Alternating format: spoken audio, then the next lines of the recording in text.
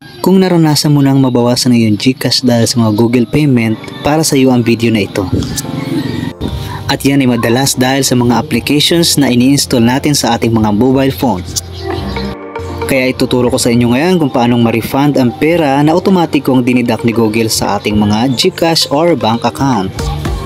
At dahil nga nakapag-install ako ng app na ito ng InStory Maker, dahil mahilig ako mag-edit ng video, ay hindi ko na malaya na nakapaglagay pala ako ng GCash account ko dito para ma-upgrade ang ginagamit kong effect.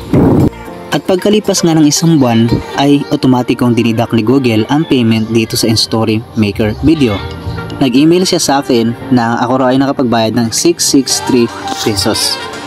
At para mabawi naman natin ang ating pera ay kailangan lang po natin pumunta sa ating Gmail, doon mismo sa email ni InStory or ni Google.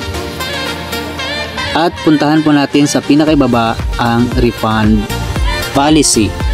Pagka-click po natin ang refund policy at hanapin po natin ang request refund sa pinaka-ibaba. Ayan, request a refund on Google Play. Pagkatapos, request a refund. At ayan po, kailangan po nating makipag-chat dyan kay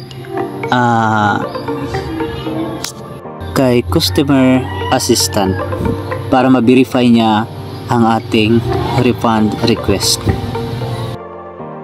At pagkatapos nga nun ay nakareceive ako ng email na under review na ang ating nire-request na refund from Google. At para naman ma-check ang status ng ating refund ay pumunta lamang tayo sa email ng review and then click refund status. Pagkatapos i-click ang confirm. At pagkatapos po ay click ang under review.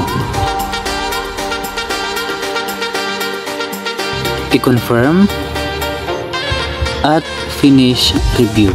At kailangan po ay umabot siya sa 100% para ma-refund po ang ating pera.